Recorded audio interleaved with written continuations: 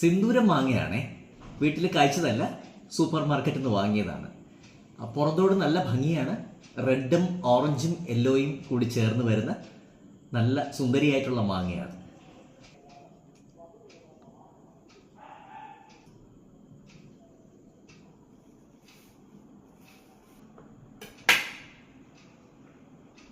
അകവും നല്ല ഓറഞ്ച് കളറാണ്. നമുക്കിതൊന്ന് ടേസ്റ്റ് ചെയ്ത് നോക്കാം.